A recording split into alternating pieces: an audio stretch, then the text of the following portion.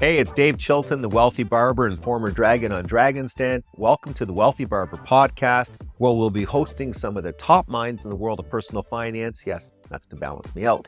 The podcast is about making the subject not just easy to understand, but dare I say, even fun, honest.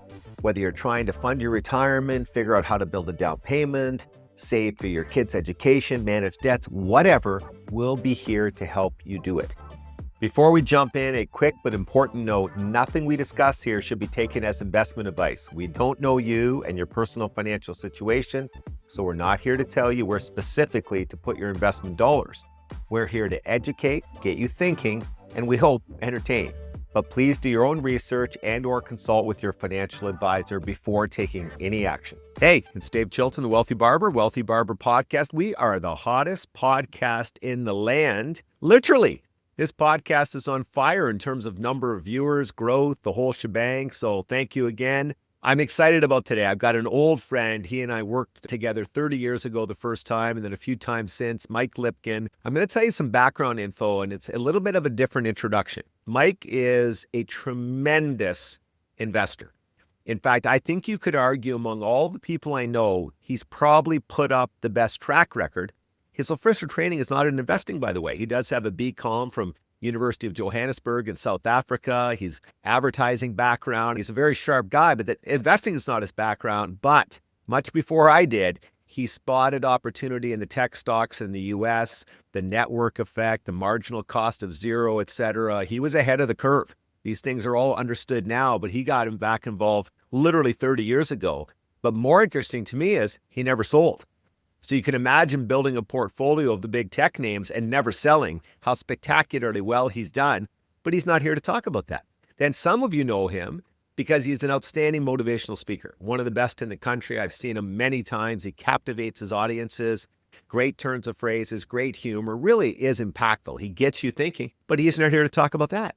Third thing he's very interesting at is he has a lot of unique and powerful insights about relationships.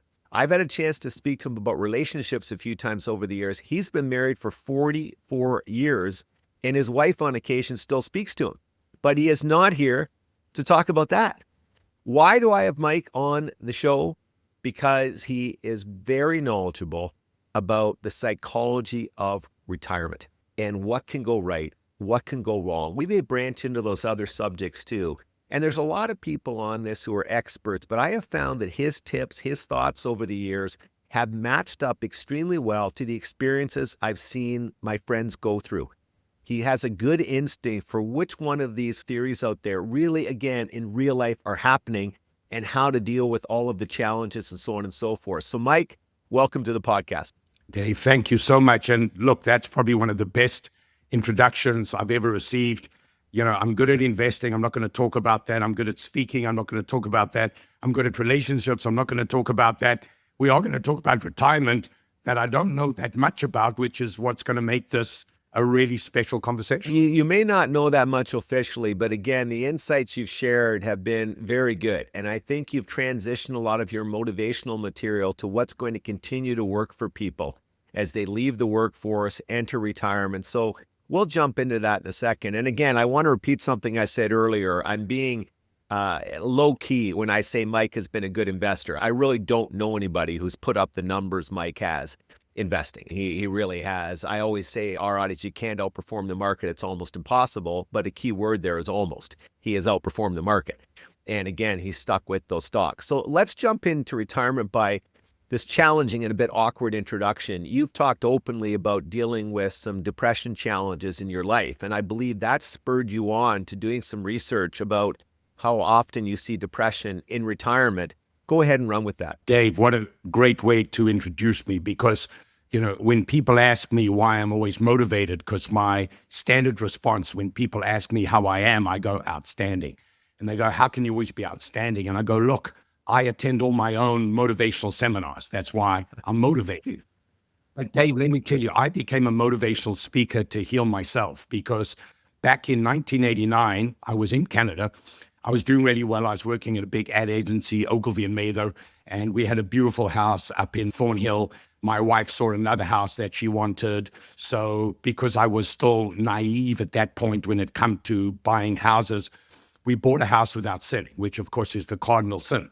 But God's got a sense of humor, because in the gap between buying, not selling, the market tanked. Like, Yes. remember what happened to real estate 89, 90. So the mortgage rate went from like 5 to 10% almost overnight. I got caught with 2 houses, and I could handle the payments. But what I couldn't handle, Dave, was the fracturing of my ego. I thought, Mr. Lipkin, if you're so smart, how could you have let this happen? And because advertising or marketing, Dave, is a confidence game, I lost my confidence. And if I lost my confidence, I lost everything. Anyway, long story short, I got massively depressed. In fact, it was so bad, Dave, that we had to go back to South Africa because my wife had her social infrastructure there. And then I healed in South Africa, built my reputation as a motivational speaker, and then came back where I began again in 2002 when we came back. But to come back to your point around the stats around depression. So the data is that the number or the percentage of people who get depressed in retirement is anywhere from 1 in 4 to 1 in 3. And in fact, the data says that roughly double the number of people who are retired get depressed versus the working population. And here's a scarier statistic. Over time, that depression can rise to 40%, because after the kind of honeymoon period of retirement, you then realize you've still got a way to go, and you don't have a purpose, you don't have a drive, you don't have a reason to wake up in the morning. Now, I will tell you, there is another stat, and there's always one hand versus the other hand. But here's the beautiful stat that I love, is that in certain cases, the percentage of retirees who get depressed is half that of the working group. And there's one very important distinction, Dave, and that is, are you retiring from something, or are you retiring to something? And that's the importance of the plan. That's the importance of purpose. That's the importance of having a series of activities that sustain your life force. So, Dave, I know that you and I have spoken about the impending retirement, because no one lives forever. But when you retire, Dave, I know that you've got a series of projects you're going to be pursuing. So you are not just going to do nothing. The essence on this podcast is this: you want to retire into something, not just be forced to retire from something. So if you've got choice in the matter, then you're likely to be more motivated. But if you feel like it was forced on you, then you're likely to be someone who suffers from that depression. I want to get back to all that, but I want to take a quick detour, because I'm always fascinated when I see you by your energy. And for those people watching the podcast and seeing Mike for the first time, you're thinking, okay, is this guy a motivational speaker? Is this really authentic? I guarantee you it is. He is the same at all times. I've known him for 30 years, literally exactly 30 years. He's always the same, positive, high energy. But you're 68 years old. Your energy hasn't waned one iota since you and I first met. How do you stay so high energy? I mean, obviously fitness has played a big role in that. Well, Dave, I could say exactly the same about you. In fact, I look at you, and other than a little bit more pronounced crow feet They're there. on the side of each eye, you look exactly the same. In fact, you look fitter. So for me, Dave, here's the interesting thing. My father died at 42 of heart disease. And so I sit here before you. I have a resting heart rate of 47, and courtesy of a drug called Repatha, which is a massively effective cholesterol-lowering drug from Amgen, my cholesterol level now is around about 2, and anything under 4.9 is considered normal. Now, when I was growing up, the one thing my father did do before he passed is he made me work out intensively. He made me swim every single morning. So winter or summer, he would wake me up at 4:30 in the morning. I'd go for my swimming training, and then I'd do whatever else I had to do. And that has stood me in good stead. So, Dave, here's the thing. Whether it's your physical energy or whether it's financial energy is your life force. So energy is about the fuel that drives you. And so just talking to you is genuinely exciting to me. And so I think the older you get, the more excited you should be about the opportunity to do this. So if you'd ask me where my energy comes from, there's 6 things. And I've always wanted to be a Harvard graduate, Dave. So last year, I did a 6-week program through the Harvard Medical School, and it was called Coaching for Lifestyle Medicine. And Dave, there are 6 things that you got to do to extend your health span. The first is you got to get 7 hours sleep a night. The second is you got to work out 5 times a week, 30 minutes a time. The third is you got to have a Mediterranean diet. The fourth is you got to learn to meditate and quieten your mind. The fifth is you've got to surround yourself with people you love and who love you. And then, as something you said to me just before we got on the podcast, don't consume anything that's going to dull your senses. Don't self-medicate. Stay away from risky substances. Right. So, Dave, that's how you sustain your energy. And frankly, that's what I sell. So we're living in an age where knowledge and the data has been commoditized. It's called ChatGPT or Claude. It is the person delivering the data that's the differentiator. So the irony, Dave, is the more we use AI, the more important the human factor becomes. There's a reason why you, the number one podcast, Dave, and I've listened to 20 podcasts in preparation for this. You're so good at making your guests want to say even more. And it's you people are buying as much as the data that your podcast is revealing. Does that make sense? No, thank you. I appreciate the compliment. Have you always adhered to a fairly strict diet, or is that something that came about later in life? Well, Dave, when you see your father have his first heart attack at 38, my father's first heart attack was 38, and I was 13 years old at the time, and it was my bar mitzvah, right? So that's when in the Jewish religion you become an adult. So on the day, literally on the day of my bar mitzvah, Dave, my father was in hospital. He couldn't even come to the synagogue to see his only son become a man. So that has a major impact on you. And I swore to myself, I would never be like that. And I would do everything I could do to control it. So Dave, right now, you and I live in what we call the circle of concern, and we live in the circle of control. So what I can control, Dave, is how I show up. What I cannot control is what happens south of the border, what happens to the exchange rate, or, whether we're going through climate change. Now, if you think, Dave, and this is a key point I want to mention, if your circle of control is bigger than others simply because you believe you can control, guess what, Dave? It becomes a self-fulfilling prophecy. So as I tell folks, Dave, you'll smile at this, I am living proof that confidence alone can get you through life. Now, listen, before we get back to the most important subject in dealing with retirement, depression, et cetera, I want to talk about one other thing for our audience. You and I share an unusual approach to working out. We both tend to do a lot of mini workouts in our homes. You were just showing me, and I did not know this until moments ago, that you have a 30-pound barbell, and before calls, you'll do curls, you'll do whatever, and that you do the farmer. Yeah, you and I are the exact same. I have one always around me. I have the farmer's walk at 55 pounds each. I keep the push-up stands that I've spoken about in the podcast. And those mini workouts, when you do them 6, 7, 8 times a day, they really add up and are a difference maker. It becomes part of your lifestyle. So for me, not working out literally 7 days a week, whether it's a micro workout or an intense workout, is unthinkable.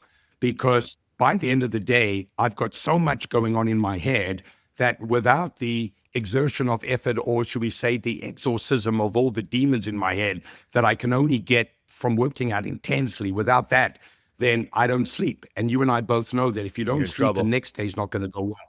So what I would say to the folks on this call is, you want to make your regimen your religion. So in other words, there is a certain way of doing things on any given day. There's a guy called Charles Duhigg who wrote a book called The Power of Habit. And he says, we all have gateway habits. Now, here's an interesting one for you, Dave. My gateway habit is I only work out between 9 p.m. and 10 p.m. at night. Why? Because if I'm working out at 9 p.m., I can't consume anything that gets in the way. And by 10 p.m., even though I'm pretty fit by 68, I'm pretty tired. So then I'm in bed by midnight, and then I'm up at 7 in the morning. So that's the kind of regimen, that's the discipline that I hold myself to. Yeah, I enjoyed that book, by the way. It didn't get quite as much traction as the other book on habits, but I thought it was a very well done book. And I mean, you are your habits to a large degree. Well, no, you've done well. You've stayed in great shape. Now, I'm going to ask you a very personal question, going back to your own battles with depression. How did you pull yourself out of it? So when you were able to come back to Canada and you had got back your positivity, et cetera, what was that process like? Yeah. So Dave, what a great question. And, we have a mutual friend, Simon Lewis. And I heard you quote Simon in a previous podcast as well, where he resisted the urge to sell in the 2008, 2009 kind of crash, as it were. Now, why am I bringing up Simon? Because Simon worked at Royal Bank at that stage, and I was his account guy. And he saw me as this energy, this high energy, make it happen kind of guy. And then when I got into depression, Simon actually had lunch with me, and he tried to do whatever he could to help me, including finding me another job. and nothing he said to me could help. So when I went into the depression, ironically, Dave, the sense of learned helplessness is what saved me, because I knew I couldn't do it by myself. And so going back to South Africa allowed me, number one, to make peace with the fact that I had screwed up monumentally.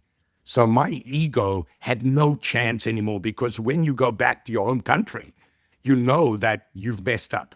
Then I had a decade, Dave, to put my life back together. And as it happened, when I went back to South Africa, Mandela was released from prison. So South Africa went from this dictatorship to the world's most vibrant democracy. And I was there at that moment.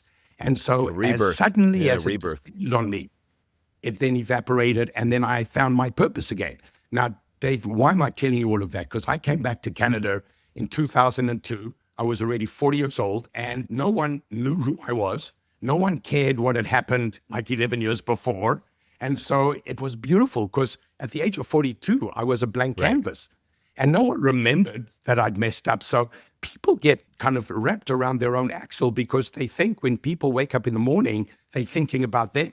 They're not. They're thinking about themselves. That's so true. So Dave, first of all, there was the massive plummet, but I was 42 years old.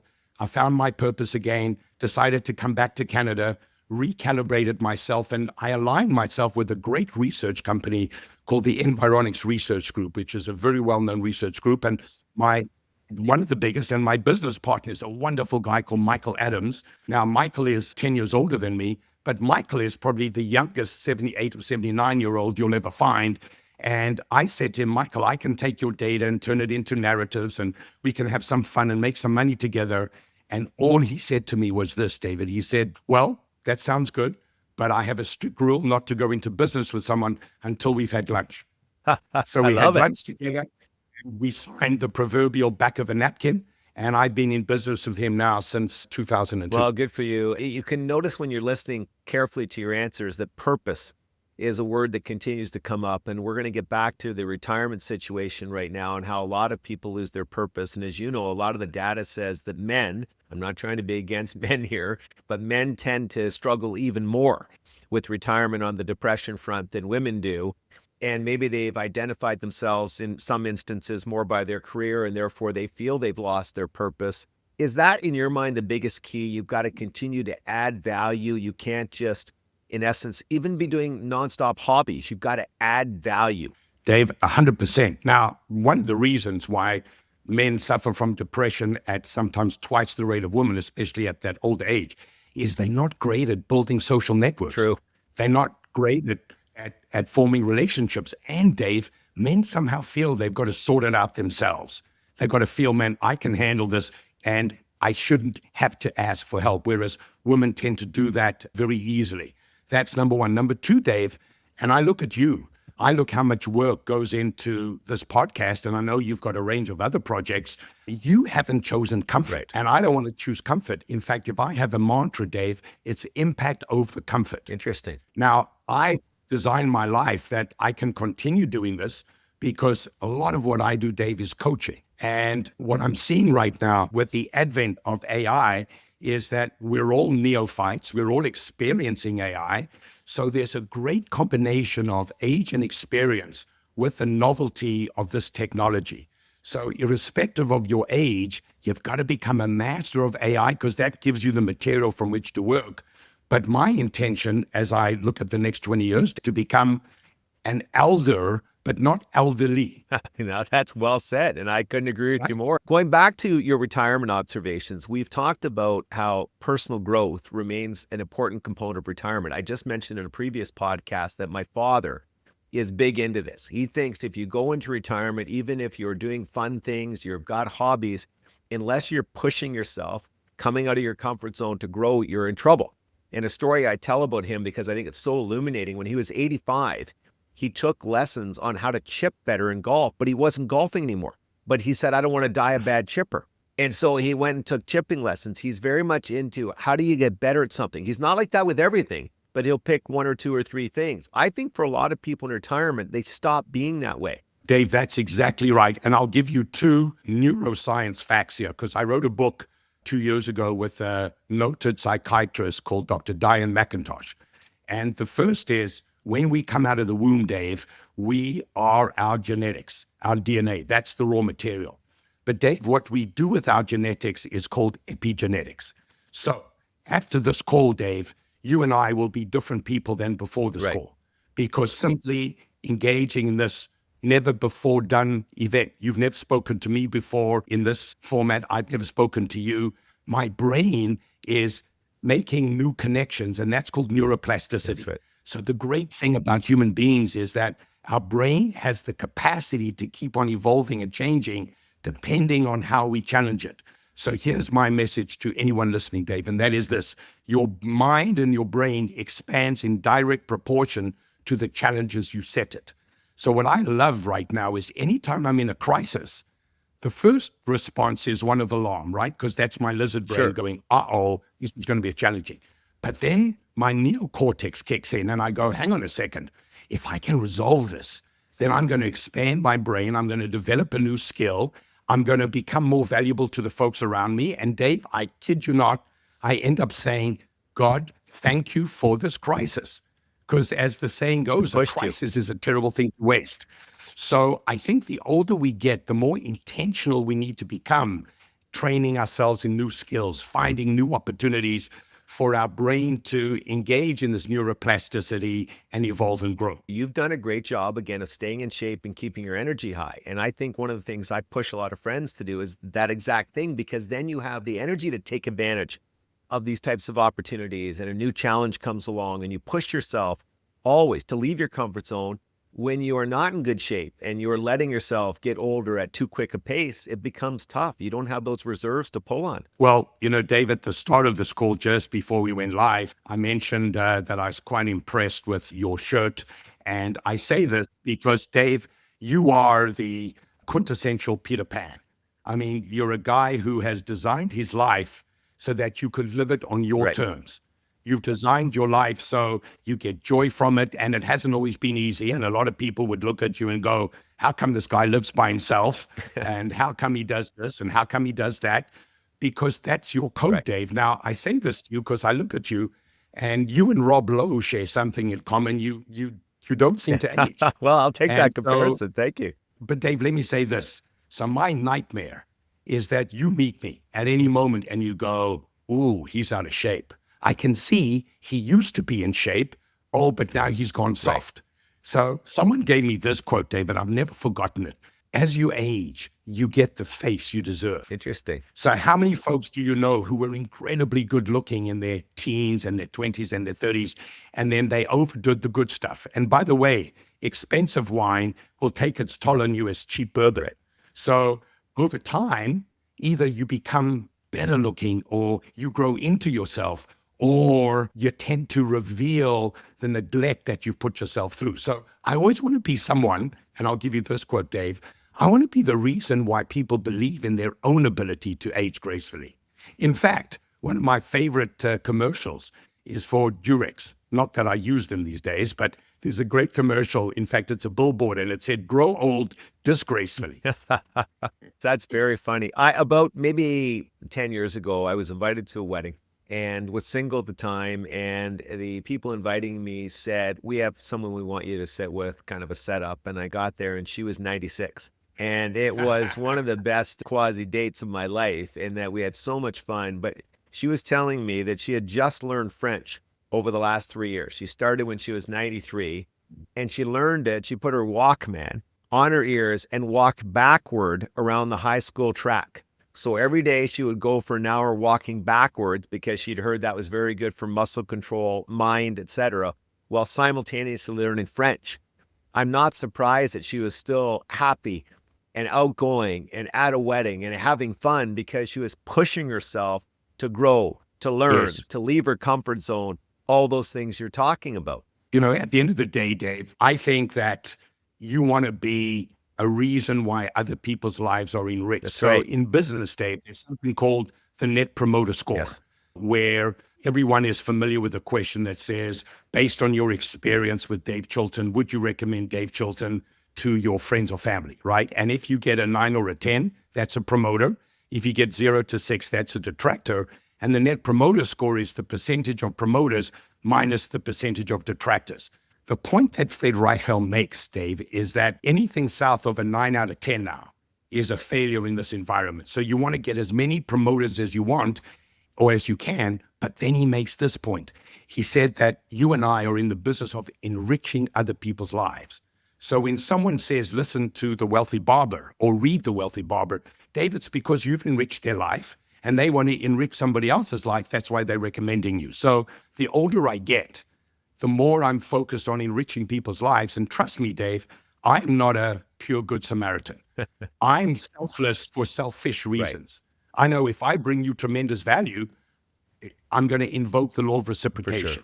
And so I cannot tell you, Dave, how many people are calling me because they heard me 25 years ago and they go, hey, Mike, we heard you in 2002 and you made a big impact on us. Are you still doing this? Can you come back and talk? So the message is, when you do great things like this podcast is going to have a very long life. And someone will hear it, Dave, in 10 years' time when you've moved on to bigger and better things.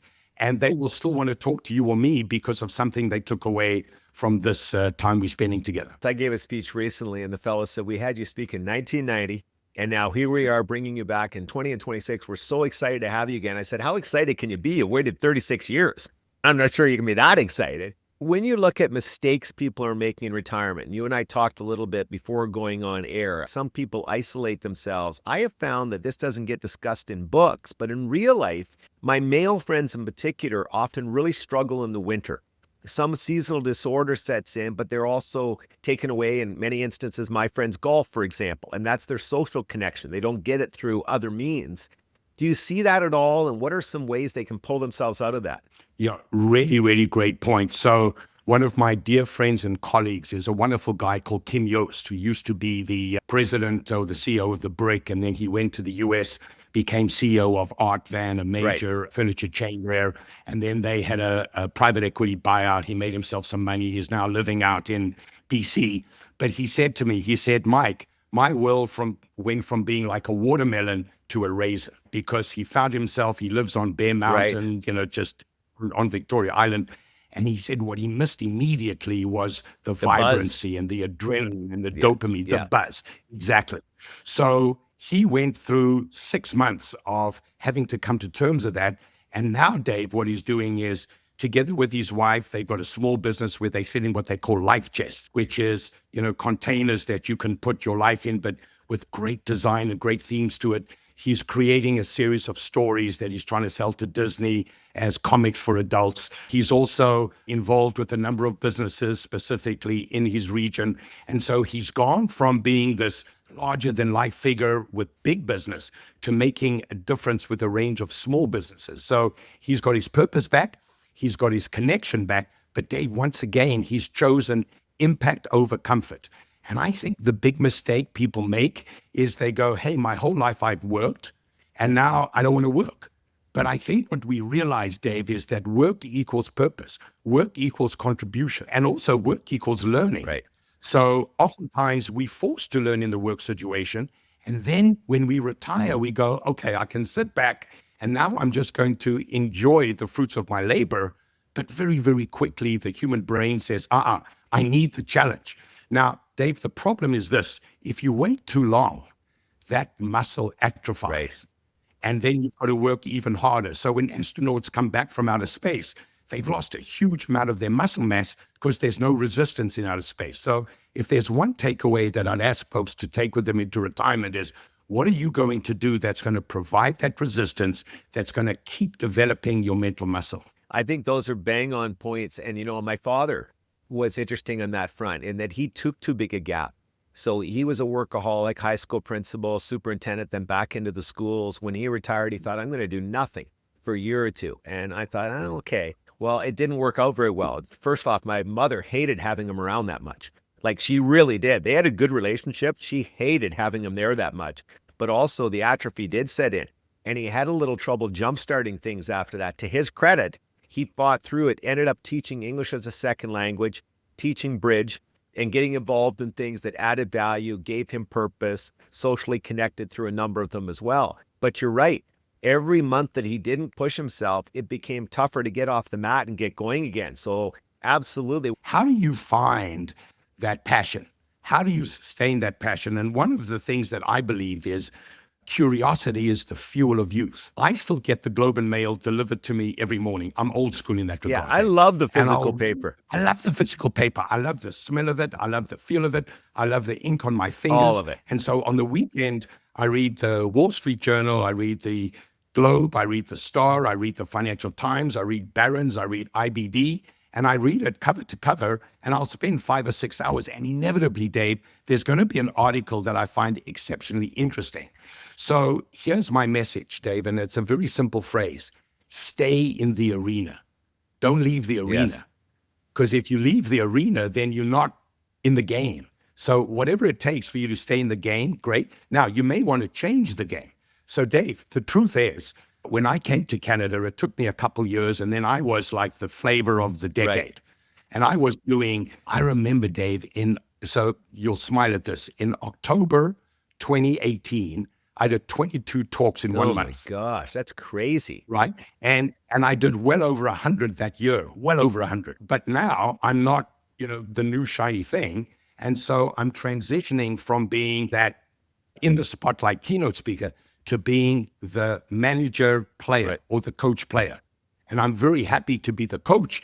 And now I push other people and prepare other people for the spotlight. But Dave, until my last breath, man, I want to be in the arena, whatever that arena is. Does that make sense? It does. And I think it doesn't have to be, to your point, the same arena that you had your career in, but it's an arena where you're challenged, where you're adding value, where you're meeting people or hanging around other positive people. You're not just isolated, laying back, because I think that's where so many people get into great difficulty. Now, when you eventually retire or at least slow down, you haven't even done that, will you and your wife travel a lot? So my favorite place on this planet is Greece.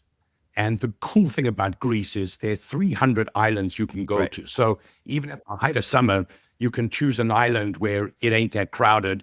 And the great thing about the islands is that around about 4 o'clock every afternoon, there's a breeze that comes out over the ocean. So it's not even that hot. All right. Between 11 and 3, it's incredibly hot, which is why they have something called a siesta. I'm telling you this because every year prior to COVID, my wife and I would go away 3 times a year to Italy and Greece and one other location. Now she's a little less eager to do that, not least of which, Dave, is she's crazy for animals, and we just got a rescue, a cross between a Shih Tzu and a Jack Russell. That is just, a miraculous creature. And she's more attached to this animal than she is to me. I wish I got a fraction of that attention and that unconditional love. So now I've still got the travel bug because I'm a nomad, but she's far more of a settler. So, Dave, the answer to your question is we will travel, but my wife now has got her hobbies. She's an artist in her own right. She's in fact designing and producing miniature furniture, and she's actually talking to folks like Fogo Island, and she will be doing some work with them. Beautiful spot. So she's finding her own second wind, and I'll find my own. But here's the great thing, Dave. If I want to travel, I'm going to travel, and sometimes she'll come with me, sometimes she won't.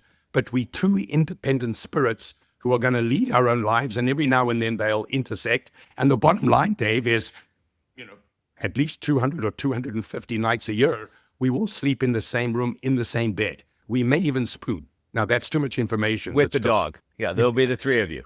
That's not a joke. It's a sore spot. It's a sore spot. That's like with the case in point. She sleeps on the left, I sleep on the right, and who do you think's in the middle? This 11-month-old Well, I hope dog. it's the dog. If it's not the dog, we've really got some excitement here on the podcast. Look, I don't want to talk too much about the investing. That wasn't the purpose here, but I do have to ask you something. You have this truly spectacular success. I'm not going to divulge your numbers, but our audience trusts me, and I've really not seen anything quite like it. And I can see how you made the original selection to get involved in the tech stocks. You saw the network effect before I did, before most people did, truthfully. And you made some great judgment calls. The part that fascinates me is how with these spectacular gains you had, you never sold. You just felt that it was still going to get bigger and bigger. The cumulative advantage was going to serve these companies well. You might be the only person I've known who not only got involved in the right spot at the right time, but held throughout this incredibly long run. How did you have the discipline to do that? So, Dave, look, I know this podcast is way bigger than investing, but the same principle that drives my life drives my investing. And I'll give it to you in a single word, Dave, and that's conviction. As I tell folks, look, all my talk of success is just a crapshoot because who knows what the future holds. But I do know what will cause you failure, and that is to be ambivalent or to be wishy-washy or to flip and flop.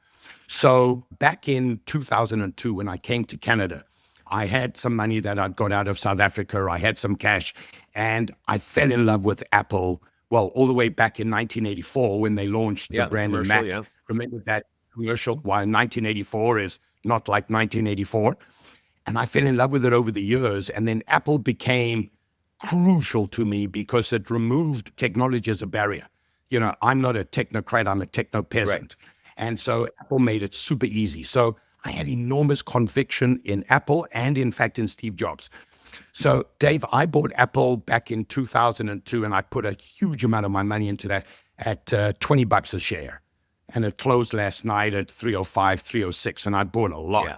And then by the same token, I put a huge amount of my money into Google because I use it every day, and I cannot exist without Google. And then, Dave, the third big stock was Amazon because I can't live without Amazon. So my philosophy is put your money behind the best companies with the best resources run by the best people.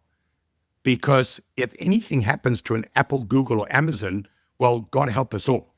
And as Napoleon said, Dave, God is on the side of the big battalions, right? So that's cumulative advantage. And I agree. I do. And you said to me years and years ago when I first learned of your investing success that the fact you weren't a tech expert probably helped you, because you ended up looking at all this, just thinking, which of these companies is making a huge difference in my life? And I'm sure it's making a huge difference in millions of other people's lives too. And will anything derail it from doing so? It was more or less, that's the thinking you undertook. And you said in Apple's case, it's making a huge difference. That's not going to change. And therefore I'm in. I'm still, by the way, even when I listen to your logical explanation of this, I'm still amazed that you stayed the course for the whole 24 years. That's just very impressive. Well, so Dave, in the spirit of full disclosure, because I don't want to come across as omniscient here, but I've got many, many thousands of Apple stock, right? So every now and then, like when Trump comes out with his Liberation Day, I thought, oh my goodness, this is going to be a basket case. So I sold like 1% of my holdings, and I sold it at 207. Right. And now it's been up to 330. Yeah. But then, Dave, here's the kicker. It's called the tax implications, right? So even though, thank God, the capital tax now is 25, not up to where it was, but still. So what I do is I'm running. So you're going to love this, Dave. I'm running a non-registered savings account because if I never sell, you don't pay tax. I never pay tax on that. And those are low dividend stocks too, so you don't pay much tax as you go. Bingo. Yeah. Exactly. I think my dividend is a magnificent 0.6% dividend, right? So there's no incentive for me to sell. And every time I've doubted, but I've held on, my faith has been reaffirmed by the next new product. Now, Dave, you and I have no clue what Apple's about to produce next, but let me tell you how my logic works. Just this last Wednesday night, I went into the Apple store in Yorkdale because it was the end of my financial year and I had some money to spend on tech. So what you cannot see is I've got a magnificent new monitor that's huge and crystal clear and it's beautiful. I go into the Apple store and you see how much space is in the Apple store that they're not using. Right. And I'm wondering, why is the store this big? What else are they going to bring out? And so my prediction, and I'll be on your podcast again, hopefully in a couple of years' time, we'll look back and Apple will have introduced a whole range of technology that again redefines the game, as will Amazon, as will Google. So that's that. Now, Dave, just in case people don't think I'm buying Canadian or investing Canadian, I'm almost equally invested in the banks. And Dave, for me, it's been a miracle, as it's been for millions of Canadians, that the banks have outperformed the tech stocks over the past year, where banks like RPC or TD or BNS have appreciated by what, 55 to 75% over a year. How does that happen? No, it's crazy. And again, I think a lot of people can't duplicate your success. You got involved, especially in the tech stocks, at the right time, but they can learn from it. And you mentioned conviction, you mentioned the tax repercussions you think through, and your very basic thinking on a lot of this was still deep. Like you had it right. You definitely got the story right. And to State to the audience, the numbers really are quite impressive. Okay, last Well, thing I want to ask you about is your yeah, marriage. You've had a good marriage. I'm sure it's had its ups and downs, but really. 44 years together, what is the one or two things, what are the one or two things that jump at you that you've learned that you think you've done well to get to this point? Well, Dave, I could get emotional at this point, which I won't, but I'd say the main reason why the marriage has held together is that I have a wife who's a quintessential Leo, which means incredibly strong, incredibly fun loving, and loves me with a depth that I cannot even fathom. And so there were moments where Mr. Lipkin here in his depression was really Right. non-functional, and she never lost faith. And when people told her to leave me, she said, I know who he is. I know what he's going through. And I made a commitment for better or for worse, in sickness That's or in impressive. health. So, number one, I think, most of the kudos goes to her. But number two, Dave, we have a lot of fun together. We laugh together. We smile together. And most importantly, we live independent but interdependent lives simultaneously. So if you were to ask me, who would I love to go away with? Who would I love to spend one-on-one time in a beautiful location? There's only one person, and that's Hillary. Right. I assume Hillary is your wife. Yeah. Okay. Good. Exactly. Thank you. I just want to clarify Exactly. that for our listening audience. Exactly. Now, would she pick you or the dog? So at this time, I think it would be very close. I think it'd be very, very close. And she might lean towards the dog. And Dave, you never found the need to find another life partner? No, I'm dating somebody now. I just tend to live alone, but I have a great relationship right Okay. now. We don't live together. I don't think I could live alone. I don't have the ability to manage all the minutia that comes with living alone. I've always been a huge loner. And so, it's for me living on my own has worked well, but no, I'm in a very good relationship. Because whether you know it or not, what you're amazing at is called motivational interviewing. So the way you ask questions, the way you reflect what someone said, the way you affirm what they've said, the way you summarize what they've said makes them want to say even more. So the curious thing is, if someone didn't know your backstory, they would say you are the ultimate extrovert, the ultimate gregarious guy. And yet in your private life, you're a loner, but you make a living being this public figure who's great at connecting and talking. It's odd combination. I mean, even when you and I've worked together, I go straight back to my hotel room. Like I don't drink, I don't go to the bars. I was always like that. I just went straight back to my room and I watched the news or read a book. Yeah, I'm not the most exciting person. When I describe myself, it's actually kind of negative. But anyway, we've got to wrap up, but I've really enjoyed this. And, over the years, I've really found you to be an interesting guy with different takes on things. You live what you preach. I mentioned earlier, your energy is just crazy. You're always super high energy. You remind me a bit of Pinball Clements. Have you been on the same stage as him? Many, many times. And thank you for that. That's a Yeah, big he's such a compliment. I'm a big genuinely fan. nice person. But he always has that same Yes. amazing energy. I know, it's just extraordinary, Dave. So look, let me leave your listeners with this thought. This is my favorite phrase, and I always love to leave folks with a thought, and that is this. Sometimes you'll find yourself in a dark place, and sometimes in a dark place, you'll find yourself. Yes. So I want people to know that when you go through that nadir, when you go through the trough, that's when you discover who you are. And that's where you build a strength that you can then leverage and harvest when you go through the better times. Number two, Dave, there's a writer in the US called David Brooks. Great And writer. he talks about first mountain, second mountain. So you and I have climbed that first mountain, and now we're about second mountain, which is giving back, making an impact. And for me, Dave, the reason I wanted to be on this call, as I shared with you, is I know your reach, and it's been a privilege and a pleasure to be able to access that reach to impact anyone who has resonated with any of the points we've made today. No, great. And by the way, I should give you an opportunity to, how do people reach you, number one, but also you're working on a book with Patch. So tell us a little bit about that. Patchell Evans is the founder of Good Life, and I've done some work with Good Life. And about 18 months ago, I did a program, and he spoke before me, and I said to him, Patch, we've got to do work together, because he's 72, I'm 68. And he speaks about the role that accidents have played in his life. So, he almost died in a motorcycle accident, then he almost died in a ski accident.